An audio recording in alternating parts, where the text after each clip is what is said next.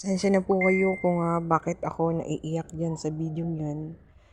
Malalaman niyo po yan sa buong video.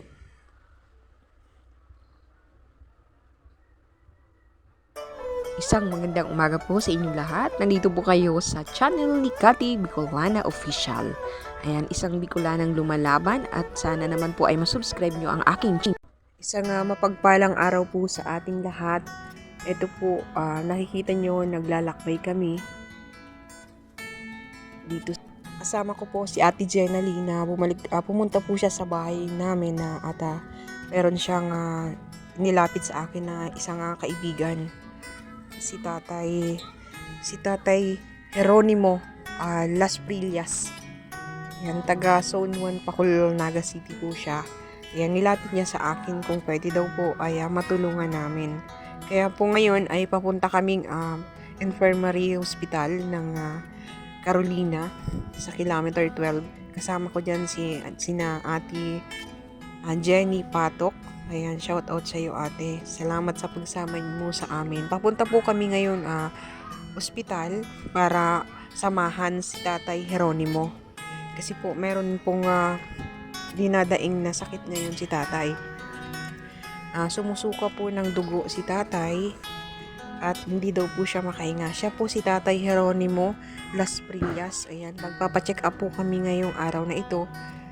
Para malaman namin kung ano yung sakit na nararamdaman niya. At talaga pong naawa ako kay tatay. Kahit wala po akong perang dala ngayon, talaga pong gusto kong tulungan siya kasi nakikita ko ang lungkot sa kanyang mga mata. Naitanong ko po sa kanya kung nasaan ang asawa niya. Sabi niya po, iniwan daw siya ni Ate Josephine na kasama yung dalawang anak niya. Miss na miss niya na po yung dalawang anak niya, isang 8 years old at isang 5 years old, na sana daw ay makita niya ito. Ito nga po pala ang mga binigay sa aming reseta ng doktor. Kailangan ni tatay makapagpa-x-ray at makapag-cardio siya sa madaling panahon. Ayan. At binigyan po siya ng mga reseta para sa mga vitamins niya. Kaya naisipan ko po, kasi nga wala kaming budget ngayon, naisipan ko po na samahan ako ni Ate Jenaline papunta sa Barangay Hall.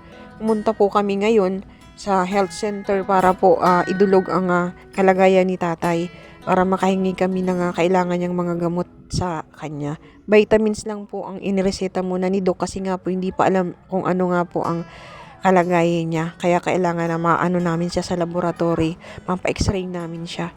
Ayan, hindi pa po siya kasali sa senior citizen kasi nga po kulang ang kanyang requirements. Nandito po kami ngayon sa health center. Ayan, yung mga nasa likod ko po, BHW, sina Ate Carla at sina Chris at si Ma'am. At napakabait talaga ni Lord. Binigay niya kami ng pag-asa. Ito, nakita po namin si Kagawad Edrin Niba. At binigyan po kami agad na aksyon ni Kagawad Edrin Niba. Ayan, maraming salamat po Wad sa support mo po sa iyong mga bisinos. Ayan. Kami po ay tinulungan mo ni tatay para makakuha siya ng ID sa senior citizen. Ayan, thank you so much sa Ma'am Michelle. Maraming salamat sa pagtulong kay tatay. Pag in-edit ko po ang aking video, hindi ko po talaga mapigilan ang aking sarili kasi po nagpapasalamat ako kasi po talagang wala akong pinansyal para masuportahan yung mga kailangan nating tulungang tao. Pero napakabait ni Lord. Parating niya tayong binibigyan ng pag-asa at tulong na galing sa Kanya.